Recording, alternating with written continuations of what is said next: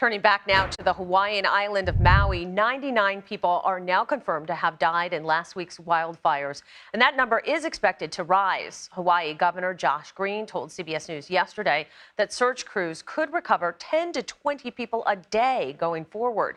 CBS News correspondent Jonathan Vigliotti joins us now with more from Maui. Jonathan, good morning. And Wendy, good morning to you. And hundreds of people are still unaccounted for at this hour. They include the elderly and children. Many of them were inside their homes at the time. And we're learning this morning there were opportunities to evacuate them sooner. Before the flames, there were warning signs for hours as 80-mile-per-hour winds whiplash power lines. Hey, heads up, the line is live out on the ground right there. Hawaii officials did not shut down the power or stage fire crews out of caution. Soon, the fire sparked, then exploded, the flames spreading a mile a minute, all while warning signs sat silent. And typically the communication is by cell phone, on television. All of these modalities were destroyed. Let's go! Investigators are trying to determine if downed power lines caused the fire. Hawaiian Electric says it doesn't have a shutoff program like some other utilities, pointing to hardships a loss of power could create. These programs, particularly for elder or other vulnerable people who have specialized medical equipment, this can be a very high risk for them. And FEMA said there was an issue impacting the water supply to the hydrants. The governor says drought-driven water shortages on Maui have been creating political and legal conflicts for years. There are currently people still fighting in our state, giving us water access to fight and prepare for fires. All this as the search continues for the missing. Officials say 25% of the massive disaster zone has been covered. And cell phone towers are still down. Many on Maui remain unable to communicate. For Lahaina residents who got out safely, roadblocks are preventing them from returning. There were long lines and growing frustration. We need help. What are we going to do? Set up tents on the beach? And the wind was so dangerous. Before this fire started hours earlier, the school district made the decision to cancel classes. Kids were at home, and Wendy, this morning, there is some concern that students were left home alone by some parents who had to work that day. Oh. So far, only 3 people have been publicly identified. How long is it going to take for authorities to identify these remains?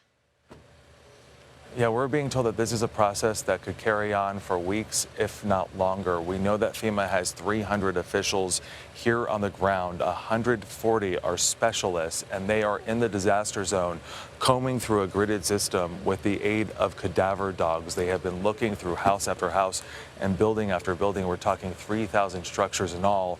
You heard in our piece about 25% of that so far has been cleared, with more and more people being identified. And the concern is, as you mentioned earlier before our piece, that as the days go on, the body count, unfortunately, will only continue to grow, Wendy. Yeah, it's heartbreaking. You've spoken to a lot of survivors. Have any of them, were they alerted to evacuate by authorities before this happened? This is what's incredible. Everybody that we have spoken with and everybody we have heard from has the same story. They never were evacuated. They never received text alerts. The sirens never went off. And we're even hearing, as firefighters finally arrived to the scene, the water in the fire hydrants was not working. Why all of this happened is still unclear. There is a state investigation. The power utility here is also investigating their operations, in what could take many more weeks before there's any clarity to what exactly unfolded. But so many people self-evacuated, and there was panic and there was chaos. And when residents did flee, were there clear evacuation routes to follow?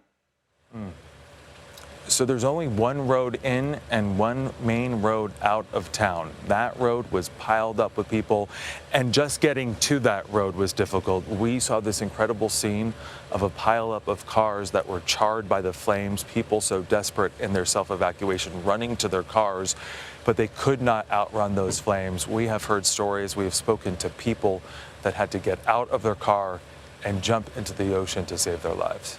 Have those who lost their homes been able to find shelter at this point?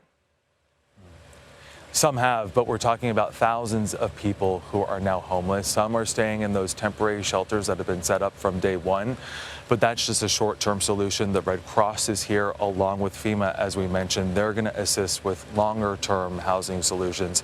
And the governor is also calling on hotels to open their doors. They have secured 500 rooms so far, and they're looking to secure more for the so many people that right now have no home to return to. All right, Jonathan, thank you so much for your great reporting. Thank you.